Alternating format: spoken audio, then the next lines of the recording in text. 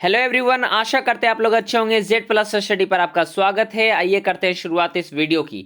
दोस्तों, आज के वीडियो में आज हम जानेंगे अर्थशास्त्र के प्रमुख सिद्धांत और उसके प्रतिपादक के बारे में। लेकिन दोस्तों, वीडियो में आगे बढ़े इससे पहले अगर आपने हमारे चैनल को सब्सक्राइब नहीं किया है तो चैनल को सब्सक्राइब करके बेल आइकन दबाना ना भूलें। और आपको बता दें दोस्तों कि प्रत्येक वीडियो के डिस्क्रिप्शन में टेलीग्राम का लिंक भी है, आप वहां से जुड़कर टाइम टू टाइम अपडेट पा सकते हैं। आइए बढ़ते हैं वीडियो की ओर। दोस्तों, जो सिद्धांत है उसके बारे में जानेंगे और उसके जो जो प्रतिपादक हैं उसके बारे में जानेंगे हम। विकास का सिद्धांत किसने दिया था? ये दादा भाई नौरोजी ने दिया था। बहुत ही महत्वपूर्ण प्रश्न है दोस्तों, बार बार एग्जाम में पूछा जाता है। और उसके बाद है गरीबी का दुष्चक्र दृष्टिकोण या सिद्धांत भी कह सकते हैं, ये दिया था रैगनर नक्स ने। उसके बाद है प्रच्छन्न बेरोजगारी का सिद्धांत, संतुलित विकास का सिद्धांत, ये भी जो सिद्धांत है ये रैगनर नक्स ने ही दिया था। उसके बाद है दोस्तों planning and the poor. Planning and the poor ये जो सिद्धांत है ये दिए थे वीएस मिन्हास ने। उसके बाद है an enquiry into the poverty of nations, ये सिद्धांत गुनार मेडल ने दिया था। उसके बाद है प्रबल धक्का सिद्धांत। प्रबल धक्का सिद्धांत रोजेस्टीन रोडो ने दिया था।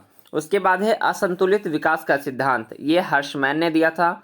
उसके बाद है स्टेजेस ऑफ इकोनॉमिक ग्रोथ, इसके प्रतिपादक हैं रोस्टोव। उसके बाद है दोस्तों social welfare and collective choice, इसके प्रतिपादक हैं ए.के. सेन। उसके बाद बढ़ते हैं, उसके बाद है दोस्तों यहाँ पे भुगतान सामर्थ्य दृष्टिकोण, ये जो सिद्धांत है इसके प्रतिपादक थे ये एडम स्मिथ। और आपको बता दें दोस्तों कि अर्थशास्त्र के पिता एडम स्मिथ को कहा जाता है।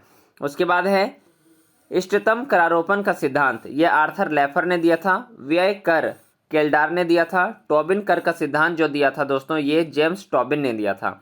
उसके बाद आगे बढ़ते हैं वैट जिसे हम कहते थे, और ये जो है वैट यानी कि मूल्य वर्धित कर, इसके बारे में अगर हम पूछा जाए तो प्रथम प्रतिपादक के बारे में अगर पूछा जाएगा दोस्तों तो एफ वान सीमेंस कहेंगे। लेकिन मूल्य वर्धित कर किसने विकसित किया ये अगर पूछा जाएगा तो मारिश फारे और कार्ल शुप बोला जाना चाहिए।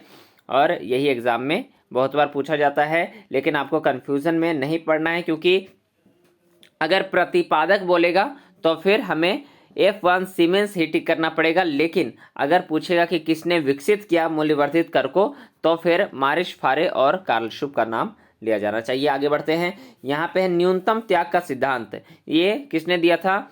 ये सिद्धांत J.S. मिल के द्वारा दिया गया था, बहुत बड़े इकोनॉमिस्ट रहे दोस्तों। उसके बाद बढ़ते हैं जीरो बेस बजटिंग, ये जो है पीटर पायर के द्वारा दिया गया। उसके बाद है अधिकतम सामाजिक कल्याण का सिद्धांत, इस सिद्धांत को डाल्टन पीगू के द्वारा दिया गया। उसके बाद है कर देय क्षमता, ये क्लार्क के द्वारा दिया गया था। क्लार्क भी एक बहुत बड़े इकोनॉमिस्ट हैं। उसके बाद देखते हैं दोस्तों यहाँ पे कार्यात्मक वित्त का सिद्धांत A.P. लर्नर के द्वारा दिया गया था। उसके बाद है क्षतिपूरक राजकोषीय सिद्धांत, इस सिद्धांत को जॉन मेनार्ड किन्स के द्वारा दिया गया था।